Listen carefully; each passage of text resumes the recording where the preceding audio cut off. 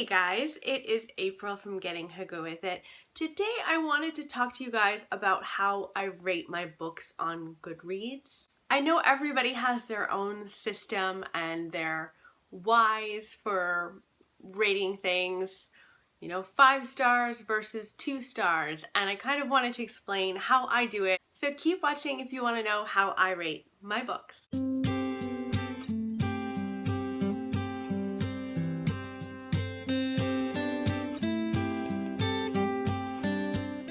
Before we dive into like 5-star, 1-star, and what all of those things mean to me, I should probably let you know that I don't do half-star ratings at all.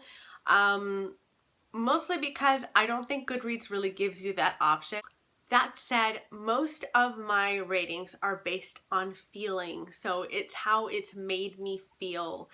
So that's why some thrillers might get 5 stars and then literary fiction might get 5 stars. I know that literary fiction is more beautifully written. I get that for sure. But it's what I'm going for, If I'm feeling like a thriller and it thrills me to bits and it's blown me away and the twists and turns were great and I liked the writing and all of these things, then yeah, I'll give that 5 stars just like I would give a really great literary fiction book that made me feel something, made me think differently about a topic. That's why I would give it 5 stars as well as the literary fiction. But let's start in with why and how I rate books 5 stars. So 5-star books are literally my favorite books. These are the books that if I had picked it up from a library and read it and gave it 5 stars, I will hunt it down later and find it at either a used bookstore or at like Chapters or something, just so that I can have that on my shelf, because I really want my shelves at some point to really reflect exactly who I am, so that really when I die, I want them to kind of show who I was and what I loved. So I'll definitely hunt them down at bookstores. Not only that, I will talk about them ad nauseum. Like, I'll talk about them here on BookTube until you're sick of it. I'm sure a lot of you are sick of hearing me go on and on and on about The Light Between Oceans, but for me, it was just so good that I can't stop talking about it. So I'll talk about it here, I'll talk about it with my family and friends, and like kind of pressure people essentially to read it because I loved it so much. These are also books that I didn't want to end. Like, when I'm reading it, I'm enjoying it so much that I can't put it down. I like contemplate breaking plans with people so that I can stay at home and read these amazing books.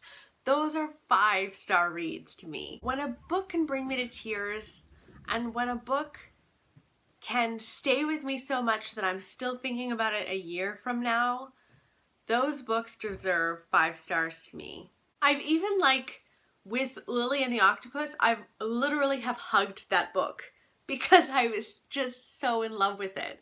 So basically 5 stars means it makes me feel all of the feels, and I need to have it in my life, and I want it to be in other people's lives as well because it touched me so much. So for 4-star reads, these are books that I would recommend to friends in a heartbeat. And they're books that either have made me feel something, or the writing is so amazing that I could not help but give it 4 stars. I will also scout out the authors of my 4-star reads so that I can read more by that author, and I'll probably be on the hunt for that book as well to have on my shelves if I don't already have it on my shelves. So one example of a 4-star read to me is The Mothers. I loved The Mothers by Britt Bennett, I think her name is. It was beautifully written. The writing honestly just made me stop and go, how is it even possible that this is by a first-time author? Like, it's gorgeous writing. And it made me feel something, but it didn't connect with me in a way that a 5-star read would. That said, I absolutely loved it. I definitely recommend it to people. and I wouldn't mind having it on my shelves, that's for sure. And I cannot wait to read more by Britt Bennett. So that's kind of how a 4-star read works for me. Now for 3-star reads, essentially how I felt is I'm glad I read it. I wasn't blown away by it. I definitely don't want to have it on my bookshelf. Like, if it was on my bookshelf, I will now be donating it to the library, just because I only want 4 and 5-star reads on my shelves. And I also, for my 3-star reads, I often want more of a connection. Like, there was something in terms of the connection that was lacking from me, so it didn't make me feel all the feels that I wanted to. That said, I don't want anyone to think that when I rate something 3 stars, that means that I hate it. I don't hate it. I enjoyed it. Like, for example, It. I rated It 3 stars. I definitely don't want people to think that I hated it. I enjoyed it. But there were things lacking. I had a few problems with the length, and I had some problems with some of the character choices that I just didn't think were realistic. And I definitely want to read more Stephen King, and I thought his ability to get into the minds of how you work as a child was really great. I thought he tied things in beautifully. So, you know, just because he gave it 3 stars doesn't mean I think it was bad. I actually really enjoyed it. So bottom line, I like 3-star reads, but I don't want them on my shelves. There were a few problems that I faced throughout the book, but I definitely liked them. So on to 2 stars. For 2-star reads, these are the books that make me just feel, ugh. Like, I'll finish the book and be glad that it's over, and you never want to feel that way when you're reading a book, right? I'll definitely not have them on my shelves. Like, the minute I finish it, I'll be ready to bring it to the library for sure. Most of the time, I can't connect with the characters in any way, and the writing might be off to me. I will probably be angry with myself for not DNFing it. So if I finished a 2-star read and I got to the end and I hadn't DNF'd it, I'll be like, yeah, I should have just stopped. Because I just think there's so many books, like most of the books on my shelves I haven't read yet.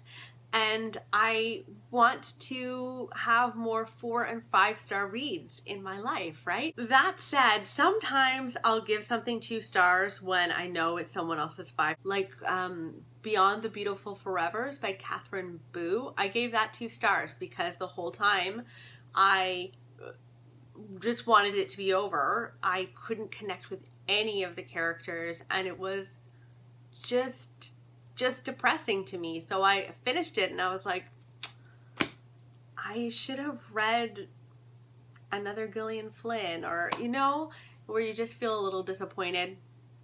So that's an example of a 2-star read. For 1-star books, these are books that I genuinely hate. Like, I'm angry that they exist a lot of the time. The writing is usually, for me, really bad writing. It can often be really morally upsetting to me. And here's something bad. If a friend recommended this to me, like if they gushed about it and was like, this is the best book in the world, I can't believe you haven't read this, you have to read it, and then I pick it up and I start reading it and it's a 1-star read for me, I will probably not take any of their advice anymore. I know that's really bad. Like, first I should say that booktubers read so many books that I wouldn't do that with a booktuber. But if a friend in real life was like, Twilight, this literally has happened to me. Someone said, Twilight is amazing. Edward is the perfect boyfriend. They just went on and on about how amazing it was. And I did read Twilight, and I think it is one of the worst books in the world because it was catered, obviously, to teenagers. It taught girls that it's okay to be stalked, and it's okay to be weak, and it's okay to wait for a man to rescue you. A sparkly vampire. Also, I grew up watching Buffy the Vampire Slayer. And so the concept of like a vampire sparkling is just upsetting. I could go on and on about how angry Twilight makes me. I think the only way I would ever allow my daughter to read Twilight is if I like gave it to her and was like, do you want to read about a psychotic vampire who stalks a girl and she falls for it? And I would like twist it that way so that she knows that this is all totally wrong and this is not the way a man should treat you. Ugh. So for 1-star reads, it gets me really riled up, just as you could tell. Anyway, I hope that this gives you guys an idea of how I break down and rate the books that I read. How do you guys use Goodreads in terms of their rating? Do you have a similar rating system to me, or do you guys do half stars? I would love to know because everyone is so different about how they rate. And I really love watching videos about how people rate their books because it really gives me insight into how their minds work. Anyway, I hope that this finds you well, and I will see you guys next time. Bye!